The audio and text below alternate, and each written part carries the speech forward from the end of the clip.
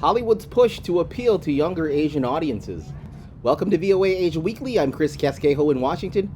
That story is just ahead, but first, making headlines. South Korea's military said Wednesday that a recovered North Korean rocket, which crashed into the sea after a failed launch in late May, had no military utility as a reconnaissance satellite at all. Military experts said it is the first time South Korea has secured a satellite that the North has launched.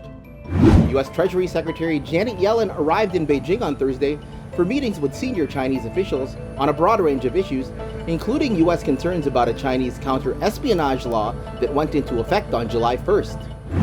Hong Kong Chief Executive John Lee issued a warning Tuesday to pro-democracy activists accused of violating the territory's national security law, saying they would live in fear unless they turn themselves in. Hong Kong police on Monday issued arrest warrants for 8 activists, charging them with national security offenses and offering a bounty of more than $127,000 each for information leading to their arrests.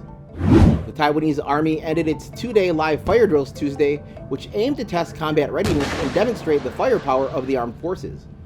The International Atomic Energy Agency head Rafael Mariano Grossi said Wednesday he was satisfied with what he saw after visiting Japan's tsunami-wrecked nuclear power plant. In a report submitted to Japanese President Fumio Kishida, the United Nations IAEA affirmed the safety of a contentious plan to release treated radioactive water into the sea.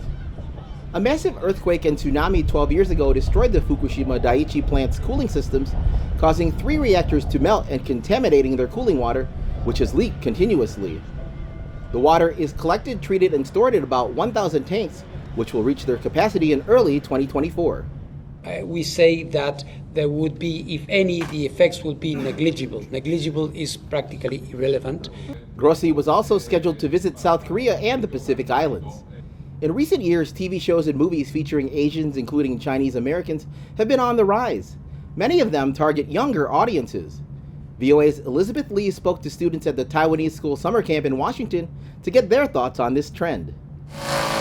A cool Taiwanese treat. It's just one cultural activity that director Cece Su hopes to teach her 13-year-old daughter and other students at this Washington, D.C. Taiwanese school summer camp. You just gotta tuck the edges in, make a kind of smooth skin on top. Many here are the children or grandchildren of Taiwanese immigrants. When they are not at camp, Sue says she's happy these students can see people who look like them on screen. I'm really enjoying the representation that is being put into the media. Shang-Chi, where now Asian and Asian Americans can be superheroes. Sue can relate to some of the scenes in Disney's new TV show, American Born Chinese. I remember having my name mispronounced. I absolutely remember having a brand new Asian student, Chinese student actually, come to my elementary school, and me getting dragged out of class to be the guide for this brand new student. Is there a Jim Wang here? Wang. This is Wayne Chung.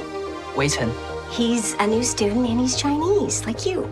He's gonna tag along to all of your classes. Some Hollywood productions have been accused of self-censoring to avoid angering Beijing and improving their chances of capturing the large Chinese movie market, but that seems to have changed. They realized that it's not as automatic as they thought. And the kinds of investment and sort of kowtowing that would require was no guarantee that it was going to happen. Because access to the Chinese market is not guaranteed. I love a grand event. Hollywood seems to stick with universal themes when telling Asian American stories. More Asian American films and shows might also be due to anti-Asian hate incidents that made headlines during the pandemic, says Chinese YouTuber Yao Zhang, who resides in Canada. Some people, especially Chinese people, wants to show the world that we are not all spies. Some of these students would like to see more characters with backgrounds like theirs. If a child wants to be something other than a doctor, lawyer, and engineer, that is acceptable. You know, we won't try to push you out of it. Outside of camp, Sue's daughter dabbles in acting, recreationally, for now.